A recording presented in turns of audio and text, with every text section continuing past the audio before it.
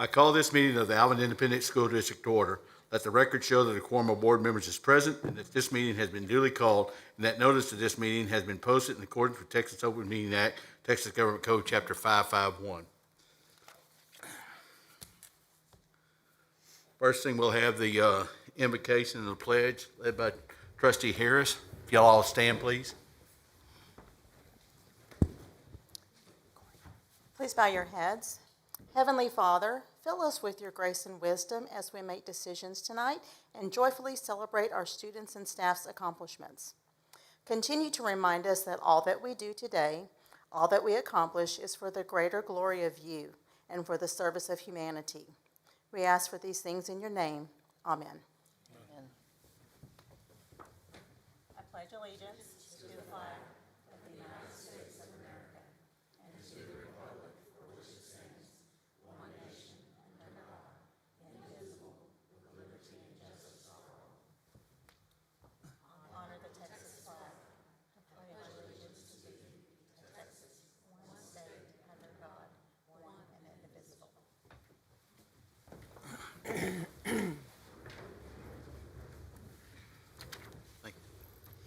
Next, we'll have the Superintendents Report. Board, it's been a busy fall season, and I want to start this evening with our dedications that we've recently had for the Al Dietrich Transportation Center, which is located right out here in the back corner of this property, and our John Ralph Transportation Center. On Friday, October the 15th, Alvin ISD dedicated the Transportation Center located at Heritage Complex in honor of Mr. Al Dietrich. He was our first Director of Transportation. Then on Friday, November the 5th, the district dedicated the main Transportation Center, which is off of Highway 6, to Mr. John Ralph. And many of you knew both of them, but probably Mr. Ralph was here when many of you were here. And so both the families were very appreciative, and both of these men served as directors of transportation for our district. So great celebration honoring both of them. Next, we had the Brazoria County Fair and Alvin ISD Livestock Show. Brazoria County Fair, can we get the slide? I'm sorry, got ahead of the slide. Here we go. Thank you. Brazoria County Fair in Angleton is a long-standing tradition for many Alvin ISD students, many of which are here this evening.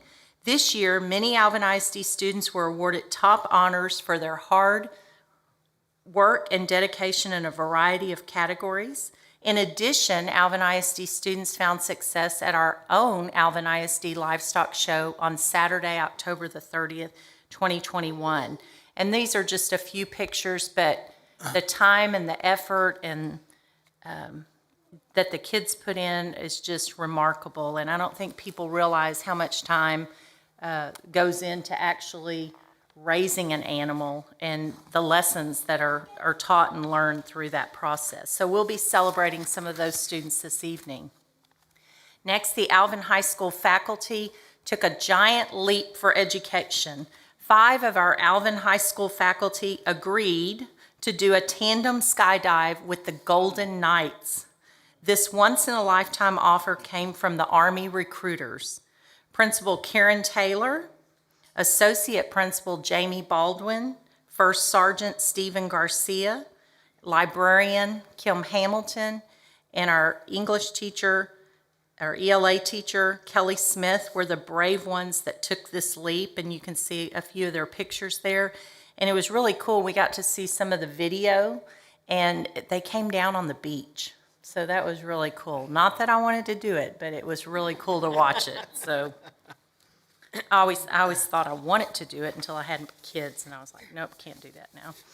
Shadow Creek High School and Manville High School celebrated their homecoming on October 21st and 22nd. Manville and Shadow Creek both celebrated homecomings with parades, theme days, and a lot of fun.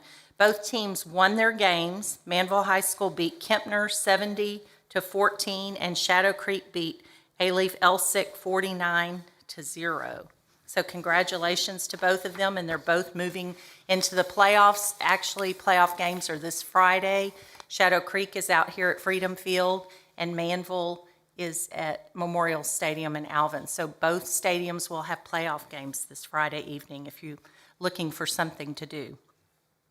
Alvin High School, Manville High School, and Shadow Creek High School bands advanced to area in their UIL marching contest. We were so proud of all of them. Congratulations to them for advancing. It happened over, I'd say, the past 2 Saturdays. Was it last Saturday? I think it was the Saturday before, and then the Saturday prior to that. The bands performed beautifully, and the special congratulations goes to Shadow Creek High School Band for advancing to the finals and a top 10 finish. I think they performed their last performance at 10 p.m. that evening at Challenger Stadium. Again, lots of work, hard work, dedication put in by our students.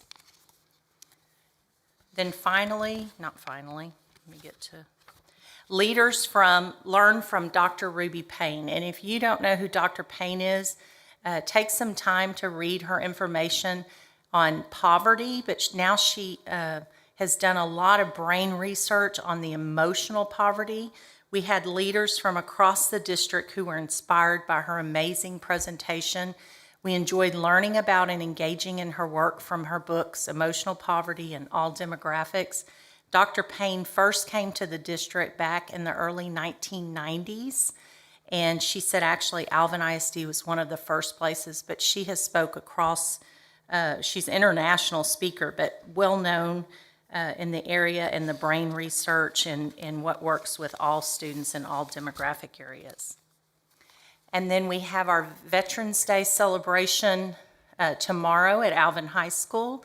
And so at this time, if there's anyone in our audience that has served our country and is a veteran, we'd like to recognize you and thank you for your service. So anyone in the audience, a veteran, if you'll please stand.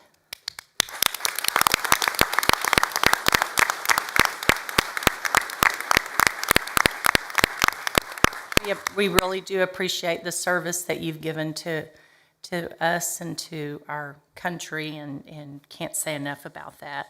I come from a family that had a father that served and a grandfather that served, so it really does mean a lot to me as well. And then happy Thanksgiving. Our students will be on Thanksgiving break November the 22nd through the 26th. So little break, much needed break for our students and our staff, and just to sit back and really reflect on everything that we are thankful for. And here in Alvin ISD, it's definitely our students, our parents, and our community. So we'll move from that into celebrating our students. Yes, we have a lot of students to celebrate tonight. So everyone that is here with those students, we are so glad that you're here with us and came to celebrate your student with us. So without further ado, we'll go ahead and get started. So first and foremost, we are going to recognize the 2021 Brazoria County Fair Rodeo Queen, Natalie Flores.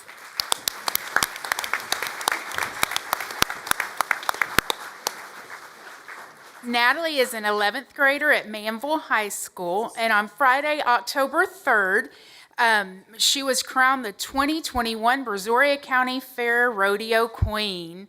The contestants were judged on a prepared speech, tact, and attire, horsemanship pattern, flag pattern, and a timed barrel pattern.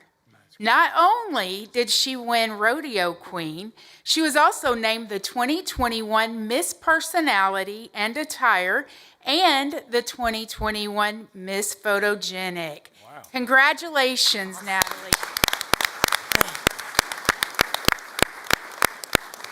Ms. Rives, can I say something real quick? Sure.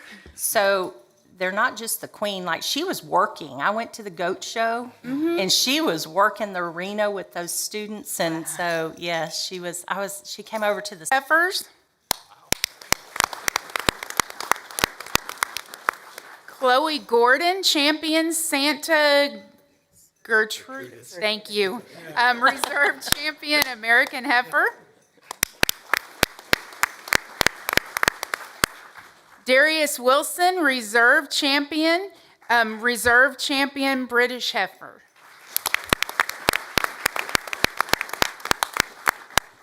Christian Powell, champion Heifer.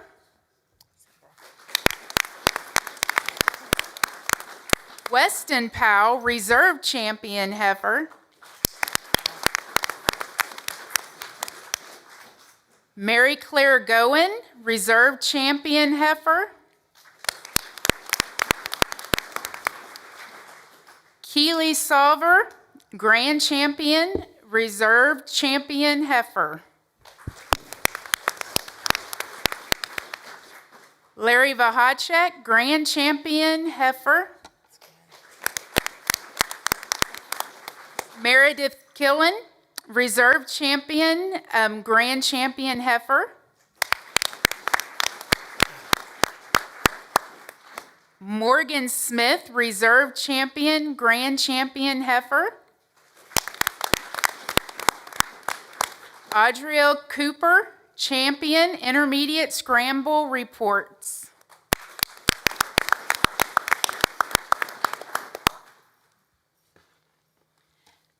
And this is your Alvin FFA group.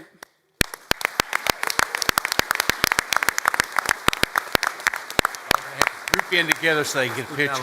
Yeah. Y'all come in together. And parents, feel free to come up and take a picture. Well, Move up, move up. get in the front line. Those belt buckles are shining. Lots of belt buckles.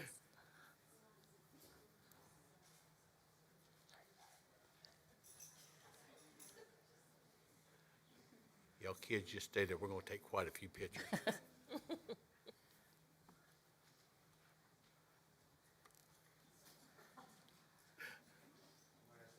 Oh, shit.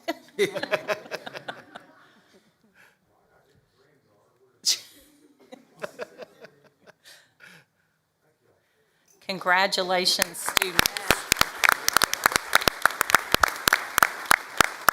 Ms. Rives, I know we still have some more to celebrate, but I didn't realize there's so many different kinds of rabbits. There were, and they're hard to pronounce. Dutch, I'm not cream going to lie. They're Palomino, names. Havana, mini satin. Did y'all know there was that many kinds of There's rabbits? a lot. So we'll move on to the Manville FFA students. So if we call your name, please come up. We have Brianna Briggs and Best of Breed Rabbit. And that's an English spot. That's totally different than the other ones. Kenny Mount, Best of Breed Rabbit. Jersey Woolly, that's a different kind of rabbit. Franklin Hart, Grand Champion of Mechanics.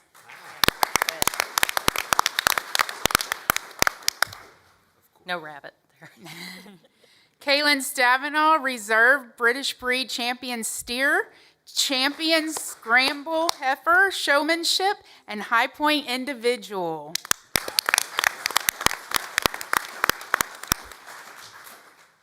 Arthur Flores, Senior Steer Showmanship Champion. Ty Leitner, Intermediate Swine Showmanship Champion. Madeline Leitner, Senior Swine Showmanship Champion. Great job, students. I've had every single one of you, and I'm very proud to say that y'all are super hardworking. Great job.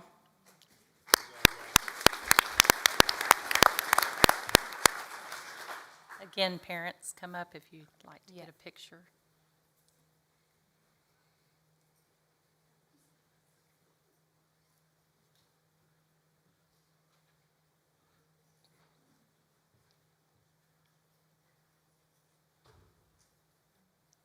Great job. Thank you. Thank you. Congratulations. And then now for Shadow Creek High School FFA, and we have Megan Trevino, Best of Breed Rabbit.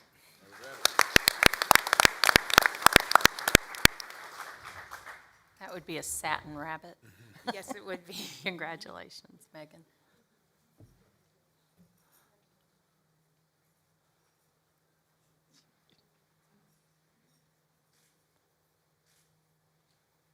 Don't leave yet. One more.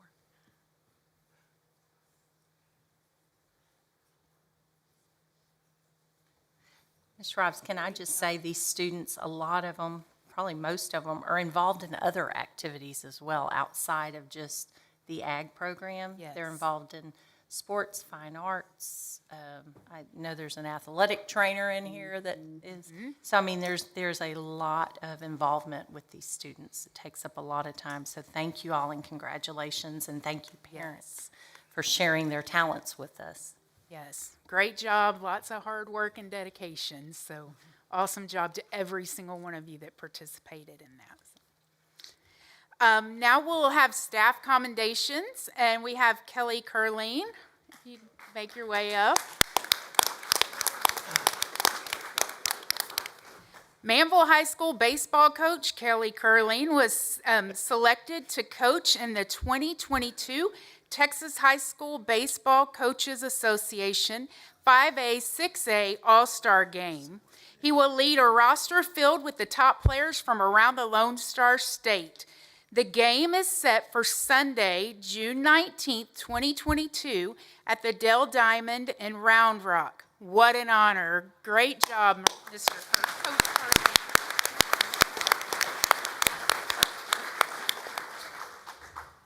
That is, as Ms. Rives would say, that's a big deal, Coach. It is. It is a big. Congratulations. All right, next we'll have a presentation by Templeton Demographics.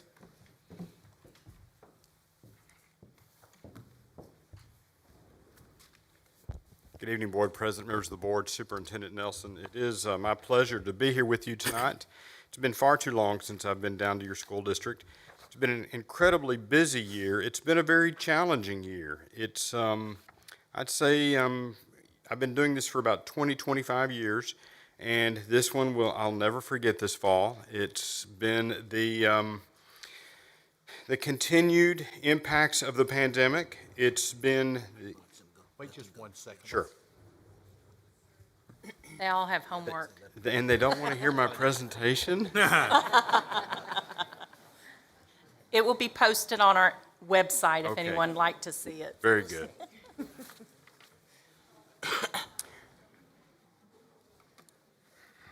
You won't hurt our feelings.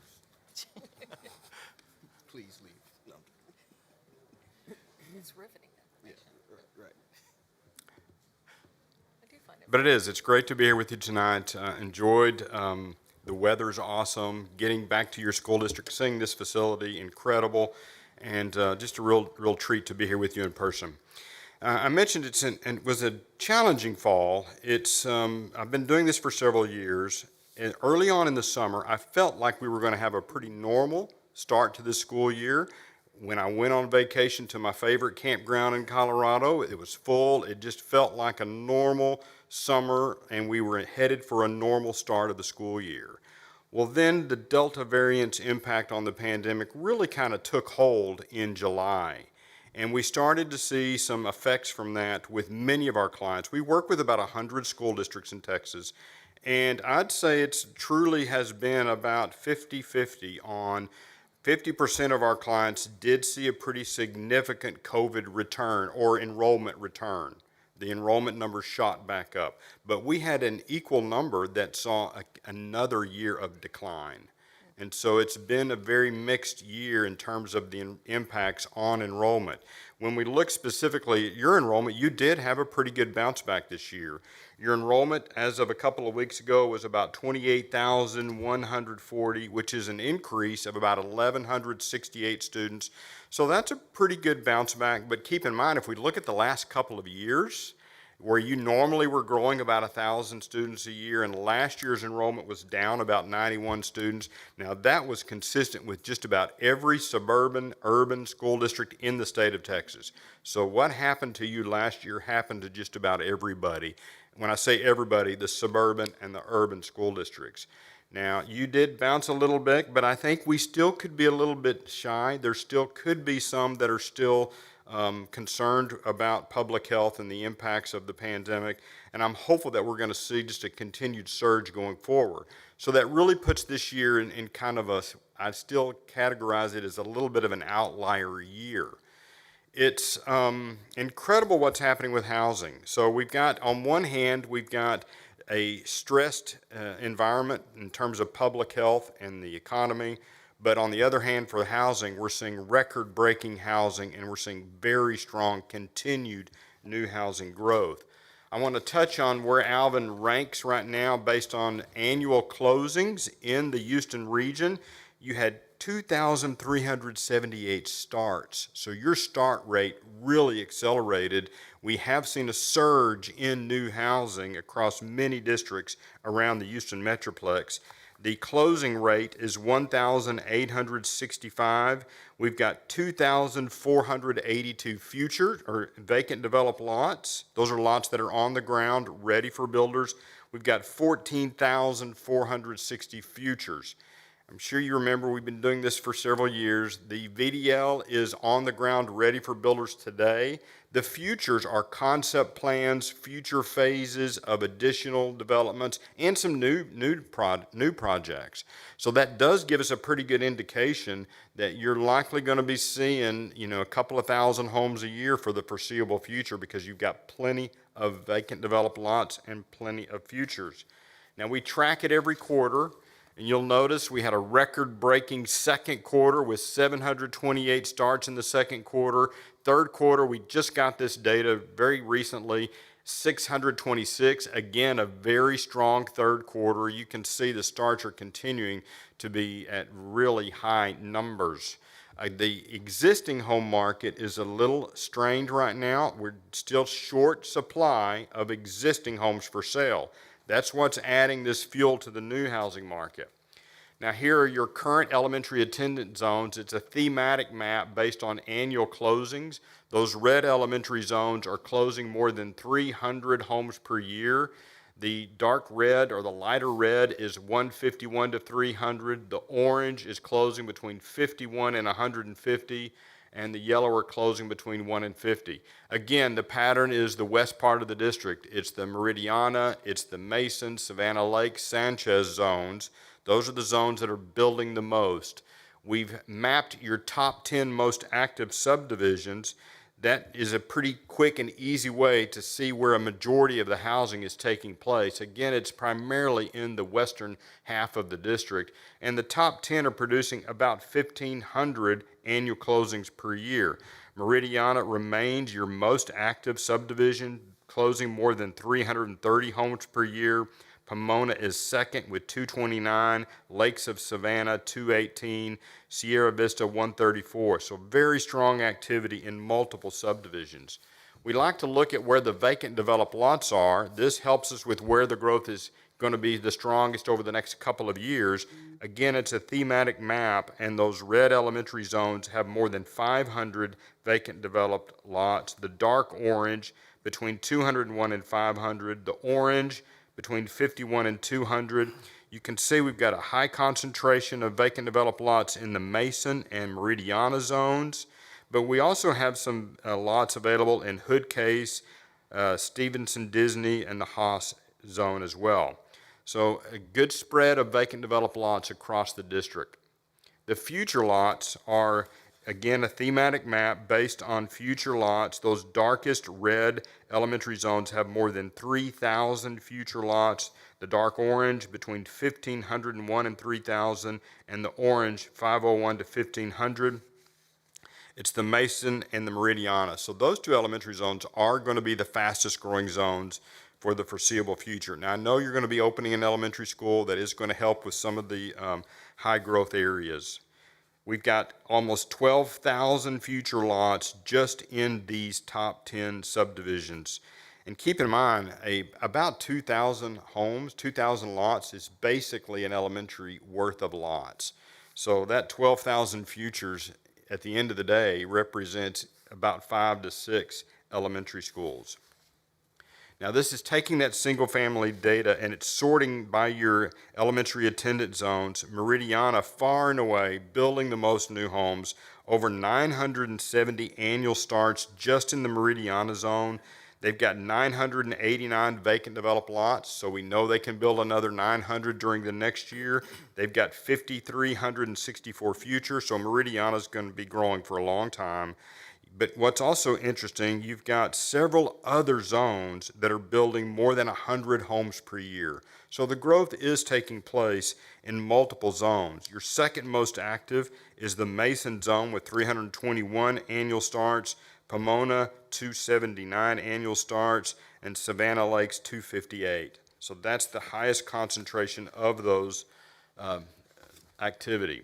Now here's a map again, give you the big picture. Elementary attendance zones with the green shaded areas are your active subdivisions. The yellow are the futures. We've got 28 actively building subdivisions. Within Alvin ISD, there are 13 future subdivisions. Of the futures, there is about 1,180 lots that are in development. Those are identified by areas where you see a red outline around either a green or a yellow shaded area. You'll notice we've got some development activity over in the Stevenson, Disney, and the Haas Elementary Zone. Am I pronouncing that correctly? Hassey Elementary Zone. And you got some futures up in Twain and in the northern part of the Mason Zone. Now, I'm just going to point out some of the highlights. I'm not going to go into the details of all of these active ones, but wanted to point out Valencia. Valencia is about 938 future lots. It's on about 440 acres. The groundwork is starting this spring, so we could see first homes starting by the second quarter of 2023. The starting point is about 300,000 for homes starting in Valencia. There is an elementary school site located in the development, and it's a Hillwood development. The Del Ballo Lakes is 448 total lots, 143 vacant developed lots. There were 47 homes under construction, building about 125 to 150 homes per year. That price point is about $350,000 to $750,000. Those price points may sound high, but when we compare it to some of the other markets in Texas, Austin, average price for a home, not just a new home, the average price for a home in Austin is over $500,000. San Antonio is a little more affordable, but Dallas-Fort Worth also very expensive. So the Houston market is a little more affordable, and that is a positive. So we are seeing statewide, there's positive signs about the Houston market because the housing is a little more affordable. Now here's a look at the enrollment projections. This is the grade level projections. So we're being somewhat cautious with the forecast. I really believe that when we see the enrollment for next fall, we will hopefully have the pandemic behind us.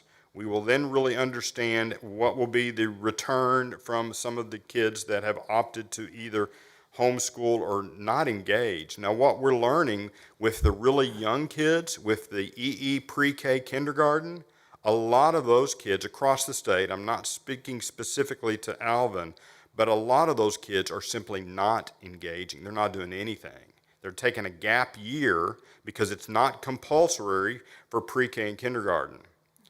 So it is somewhat problematic for the long-term learning loss that's happening and the delay that's building.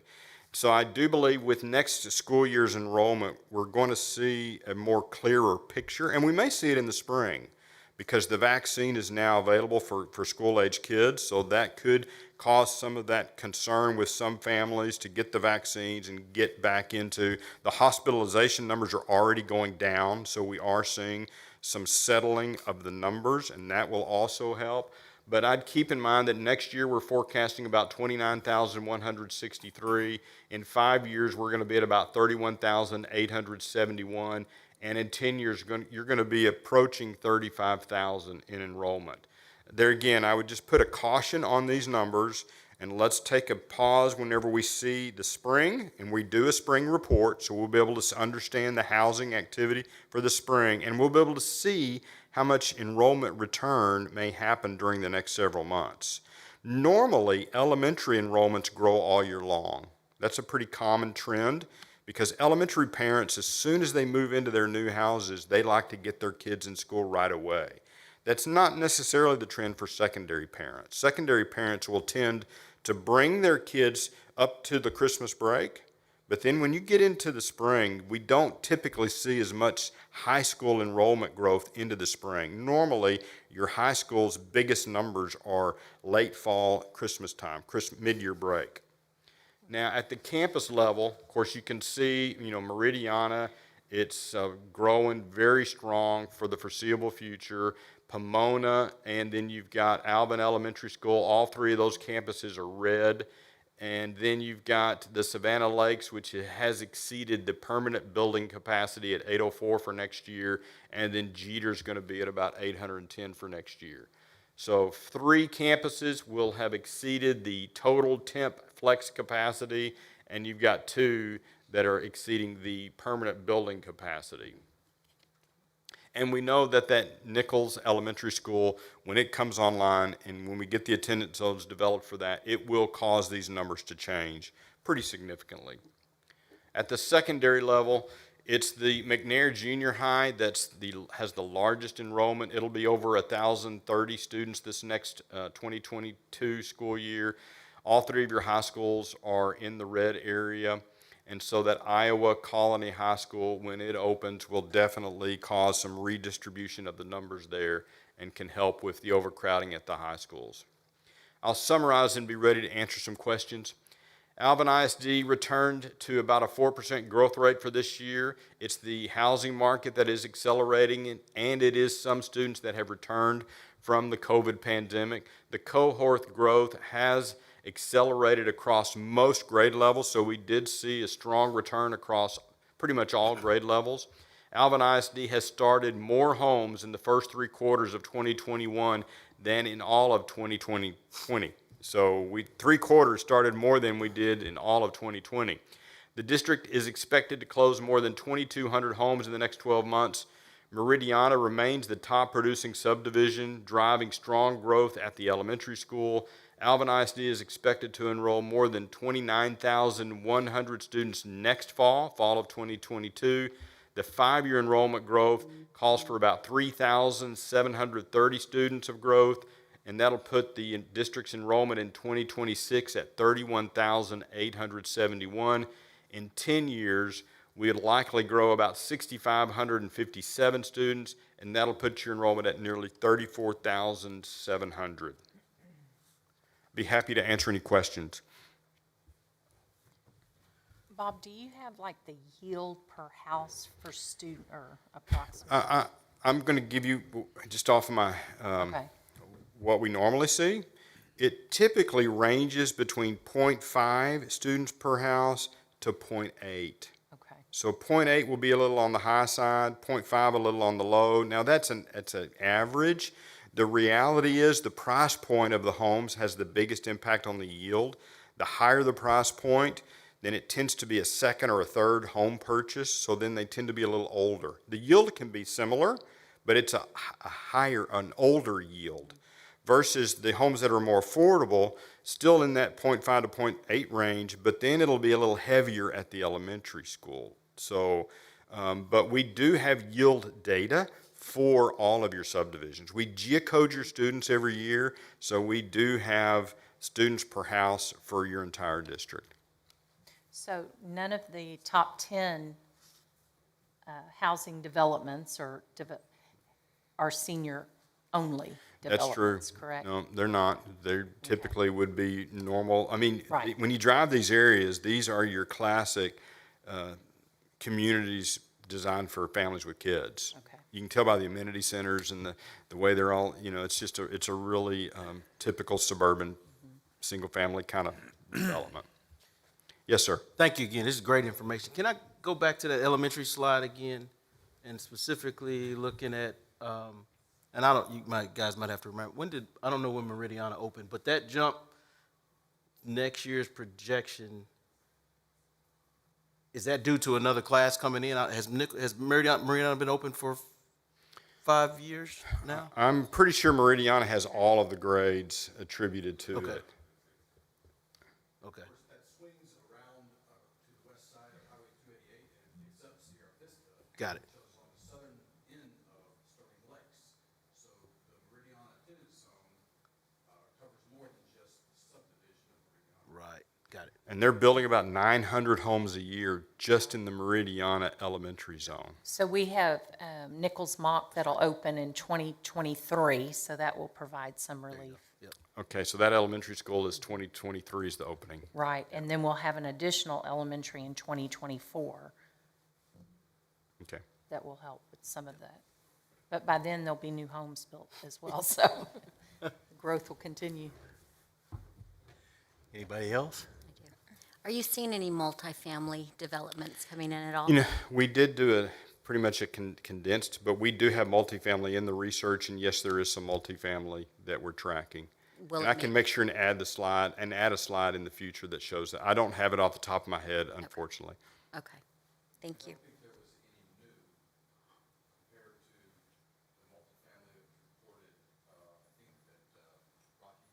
Last spring.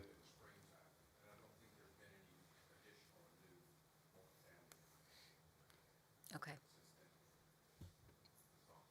And board, we'll get you a copy of this presentation. Anybody else? Thank you very Thank much. you. Great, Welcome. great information. Good to be here. Good to see you. Same here. Thank you, Bob. All right, next we'll do a financial audit presentation.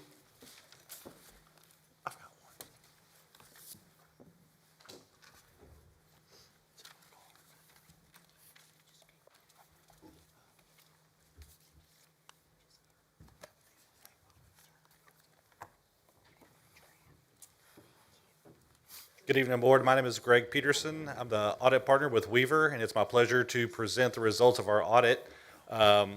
These results will be for the fiscal year ended June 30, 2021. So I met with the audit committee last week, and we got to chew on some numbers for a mid-afternoon snack. As you can see, these reports in front of you are pretty thick, so I'm going to keep it somewhat high level tonight, but obviously want to answer any questions you have. So just jumping in. So the whole point of an audit is for the auditor to render an opinion on the financial statements. So the opinion that we've rendered is an unmodified opinion, also known as a clean opinion. So that's the highest level of assurance that you can receive in an audit, is an unmodified opinion. Now, we conducted our audit in accordance with general auditing standards and government auditing standards. So what that does is that requires us not only to look at the numbers, but also to evaluate internal controls to help us design our audit procedures. In addition to rendering opinion on the financial statements, we also have to conduct a single audit, and these are performed over your major federal programs. So we're going to issue an unmodified opinion on those single audit, the federal programs. The major programs that we tested were your Child Nutrition Cluster, your CARES Act funding, your Corona Relief funding, and your Hurricane Restart program. We also this year had to test some major state programs. And the two that we tested was the State Lunch Matching Program and the Texas Volkswagen Environmental Mitigation Program. So again, two clean opinions, one on the financial statements, one on the single audit side. That's quite the accomplishment. We'll jump in to actually look at some of the numbers now. And what we're going to do is focus on the general fund first. So this is the primary operating fund of the district. What we can see here is the general fund had total revenues of $314 million. 106 of that being from local sources, so being your property taxes. You have another $200 million coming from state programs, being your foundation revenue and available school funding.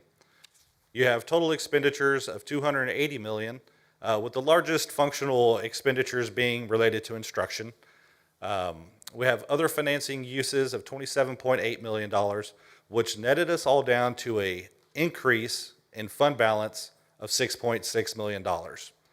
Increasing your fund balance from $79 million to $85.6 million. On this slide, I just have a quick overview of the general fund. So just in summary, there was an increase in your fund balance of about $6.6 million due to increases in property tax revenues and state funding. And what that did is that increased your ending fund balance. And when we look at ending fund balance, we like to compare that to how many days of operating expense do we have in fund balance. So right now, the district has about 100 days of operating expenditures available, or 100 days of operating expense available within the fund balance. The district's goal is to maintain around 60 to 90 days. So you've actually exceeded that goal. And 100 days is really, it's a sweet spot to be in when you're looking at available fund balance for future operations. Also wanted to point out, when we look at expenses, we like to compare your administrative expenditures across total expenses.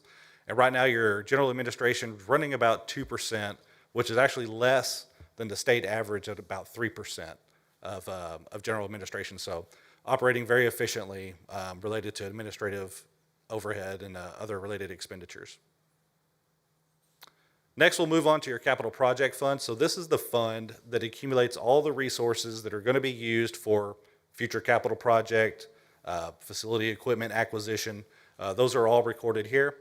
We had total revenues of $485,000, which represents primarily investment income on unspent bond proceeds. You had $82.4 million in total expenditures.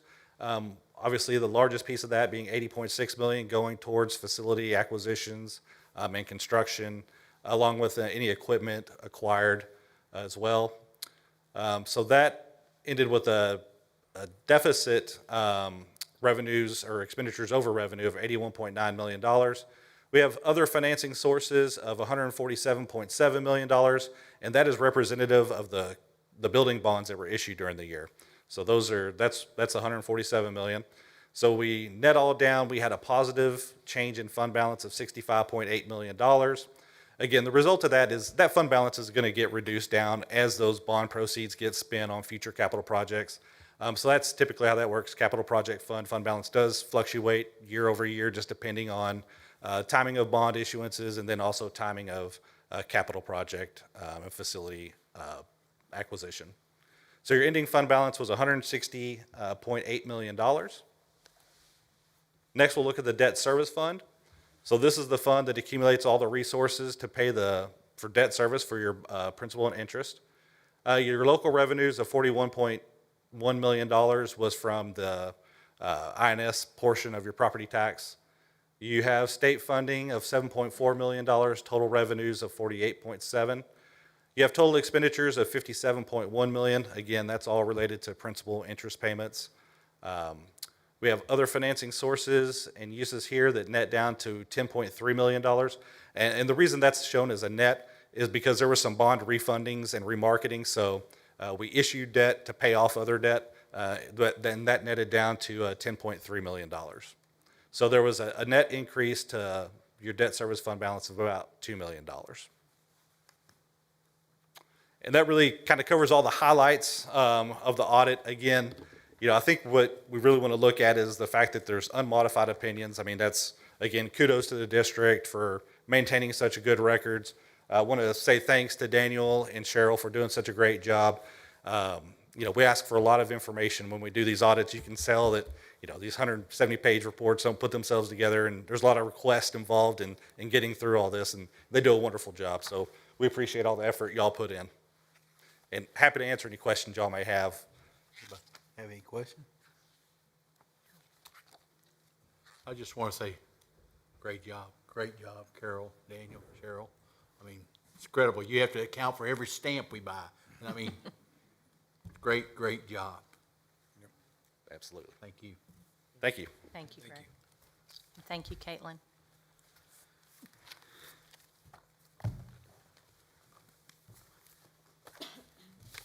All right. We are now at the open forum portion of the agenda. If you would like to address the board, you should have completed the public participation form and submitted it to the superintendent secretary prior to the meeting, according to policy BED local.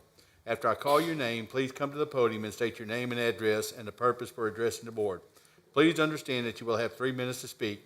Yet if 10 or more speakers have signed up to speak, the board president shall have the discretion to reduce the time limit to no less than 1 minute based on time constraints on the conduct of board business. I respectfully ask that you make no derogatory statement about any board member, student, or employee of the school district. I ask that you also understand that the board cannot take action on your request or comment at this time. However, the president or designee may refer the request to the superintendent for review. And at this time, we have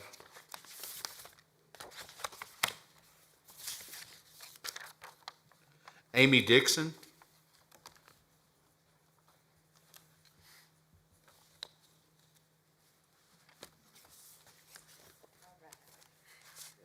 Amy Dixon, 1017 Hamilton Street, here in Alvin. About the vaccine clinics at the schools now for ages 5 to 11 is what it's about. So I'm not sure if any one of you has seen Senator Ron Johnson's expert panel on federal vaccine mandates. But if not, then I can email it to you so you can see that. At this panel, the CDC, FDA, NIH, HHS, Dr. Fauci, Moderna, and Johnson & Johnson were all invited to participate. None of them showed up. But the father of 16-year-old Ernesto Ramirez Jr. did. Ernesto died within 5 days after taking the vaccine, which enlarged his heart to double the size it was supposed to be. I want to be clear that he was a healthy teenage athlete, and the pain and guilt his father carries can never be healed. To make matters worse, after his death, his father set up a GoFundMe page that was taken down for prohibited conduct, and his donations were forfeited. He cannot share his story without being fact-checked by social media and is being labeled as false information. His story is only one of the thousands that are being silenced, and I really, really urge y'all to watch Senator Johnson's expert panel. It's quite heartbreaking, honestly. There's so many stories on there. That was just the main one that really bothered me. I know you guys care about the children in this community, or hopefully y'all wouldn't be sitting up there. However, I can assure you that no amount of federal funds this school district receives for hosting a vaccine clinic will be worth any life of a child. The expert panel hosted by Senator Johnson proves that the federal government will not be there for anyone injured or who dies from this vaccine. I urge you not to do the vaccine clinics at the schools in our town because the guilt you will have if something happens to one of our children will never go away. I am doing my duty by informing you about the truth hidden from the public. But what you do with it is up to y'all. So, thank you.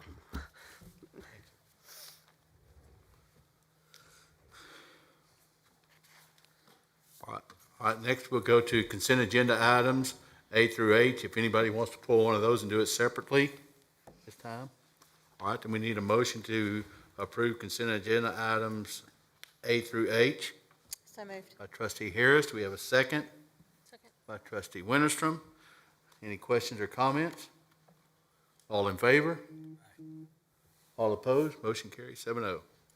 Next, we have request to consider approval of financial audit report. So Carol? board, let me get my. The 2020-2021 financial audit was presented earlier by Mr. Peterson with Weaver External Accounting. Annually, school districts are required to submit the board approved audit results to the Texas Education Agency. For this reason, the audit results are presented for approval. All right, do we have a motion to approve the 2020-2021 financial audit as presented? By trustee Tonini. We have a second by trustee Scott. Any questions or comments? All in favor? All opposed? Motion carries 7-0. Next, we have request to consider approval of votes for Brazoria County Appraisal District Board of Directors election 2022-2023. So Board 34 voting taxing units were entitled to submit by written resolution nominations to fill the 5-member Board of Directors of the Brazoria County Appraisal District. Attached is the official ballot with the nominations that were received. Alvin ISD is entitled to cast 791 votes. Mr. Tommy King has served as the district representative since 2015. Mr. King has expressed his willingness to continue to serve. All right, do we have a motion that trustees, to approve the trustees cast 791 votes for Mr. Tommy King to represent Alvin ISD on the Brazoria County Appraisal District Board of Directors 2022-2023?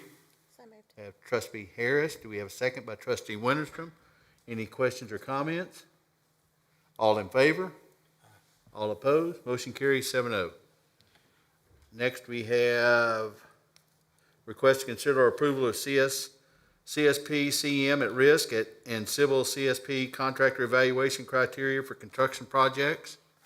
The current contractor board evaluation criteria used by the building programs for competitive sealed bid and construction manager at risk construction projects was previously approved by the board and has been instrumental in allowing Alvin ISD to award contracts based on best overall value to the district for several years. House Bill 2581, which went into effect on September the 1st, now requires that for government entities, price be at least 50% of the total weighted value of all selection criteria on civil work projects.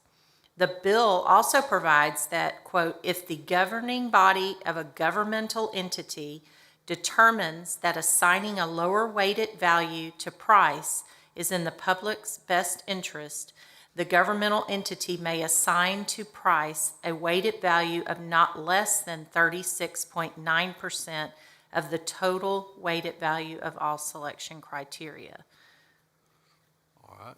Do we have a motion to approve the current contractor evaluation criteria used for future CSP and CM at risk construction projects and the new contractor evaluation criteria for future CSP civil projects with price having a weighted value of 40% of the total weighted value for all selection criteria as presented? We have one by Mr. Johnson. We have a second by Mr. Panini. Any questions or comments? All in favor? All opposed? Motion carries 7-0. Next, we have request to consider approval of award of construction manager at-risk contract for the Alvin Elementary Replacement Campus Project. So Board, the construction manager at risk purchasing method for the Alvin Elementary Replacement Campus project was previously approved by the Board. After review and evaluation by the Building Programs Department and the project architect, Gamma Construction has satisfied the evaluation criteria and submitted pricing that offers the best value to the district. And we have the backup information in there so that you can see each company that bid.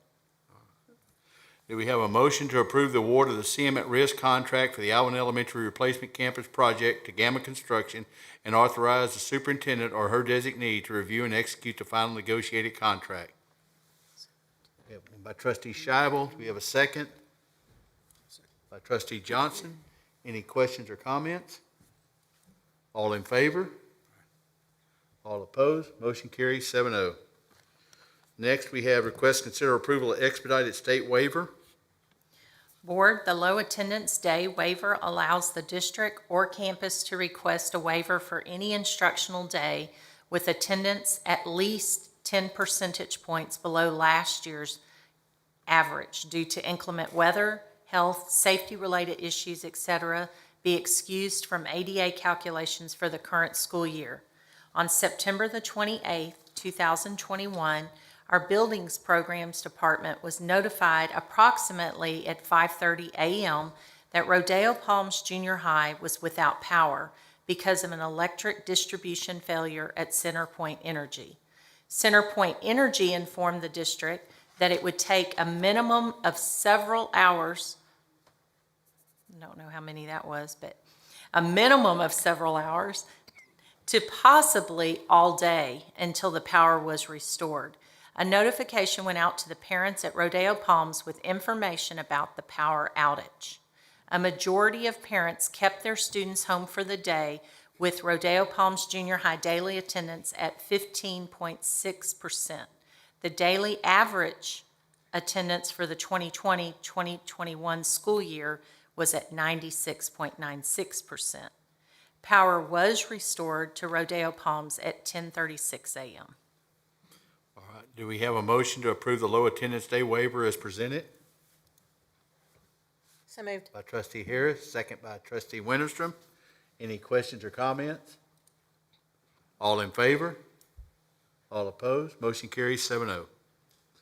Next, we have request to consider approval of Alvin ISD high school attendance boundaries.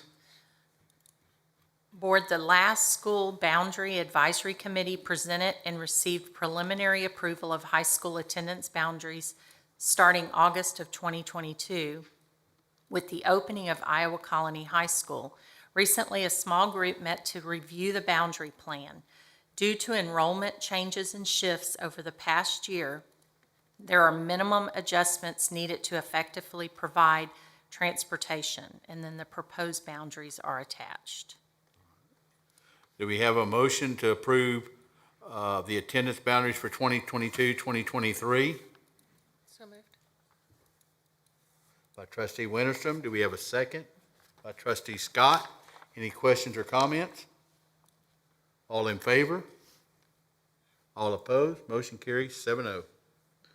Next, we have request consider approval of employment of personnel.